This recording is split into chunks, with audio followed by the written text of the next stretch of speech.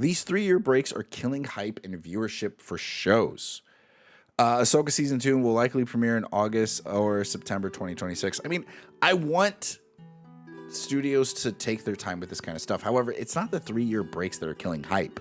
Waiting 3 years for more mid-writing is what's actually killing hype as a whole.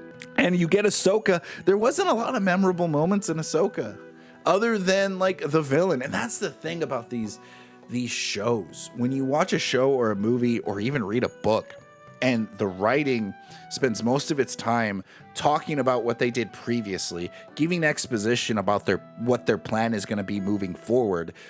And then you're only interested, or anyone only ever talks about the bad guy of the TV show or movie. It's because the bad guy had to be given reasons to be bad. Whereas like these characters really rarely have reasons to do the things that they're going to do, other than the fact that the power of plot devices compels them to. So stop giving us mid-writing. Stop throwing things at us. I'm glad that they're slowing down. And I used to be such a fan of wanting Star Wars every year, wanting Star Wars every 6 months. But by doing that, we just got slop. We got mediocre content that never really became memorable. I do not have that many grand memories with these recent sequel Star Wars adaptations than I did with the prequels or the original trilogy.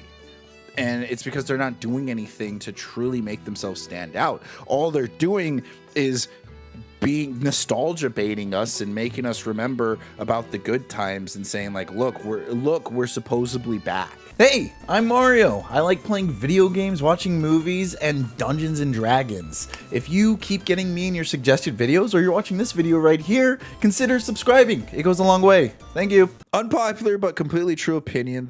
Oh gosh, what is this going on about? Adam Driver, with great director and great story, I'd be there in a second. I love that character and love playing him. Oh, right, because he talks about coming into like season 2 of The Acolyte. Unpopular but completely true opinion. Oh boy. The Dude Bros reaction to The Acolyte is why we didn't get the hunt for Ben Solo. The Acolyte was fresh and fun and took the story in a new, exciting direction. It did things instead of constant navel gazing and fan service. Look, here's the thing. It is not a true opinion, and it is unpopular because it isn't a true opinion. The fact of the matter is, Acolyte was a bad show. Acolyte was a bad show. Why was Acolyte a bad show? Because the only character who had any reason of doing anything was the villain. Because when you have bad writing, the villains need a reason to be bad. All the other characters didn't have any true desire. They kept on flip-flopping what they wanted, what they really wanted, what was going through, what they needed, and you couldn't attach to anyone. That's why people keep highlighting the villain of the series, but they don't talk about all those characters the villain killed, which the show tried to get us to like because they were characters from the books. But that's just the nostalgia baiting happening all over again. Here's the reality of it. Acolyte was bad. We didn't get the hunt for Ben Solo because we don't know, because the studios didn't want it. They didn't believe that Ben Solo coming back to life was reasonable or made sense, but it made sense to them to bring back Palpatine, right? Like, you have to stop blaming other people for problems that they didn't create. This type of mentality is so stupid. Not getting what you want and not realizing you didn't get what you want because the thing that you liked isn't actually good. That's the truth of the matter right there. And people are upset about like not getting a Ben Solo movie, and I am too.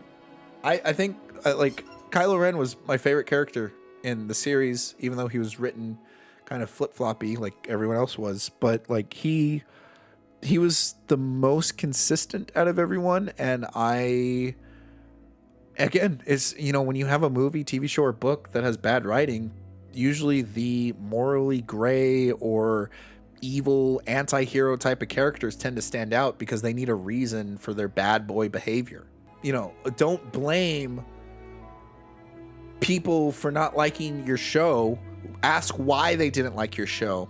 And is their criticism valid? That's what you need to do. You need to critically think and not be afraid to do so.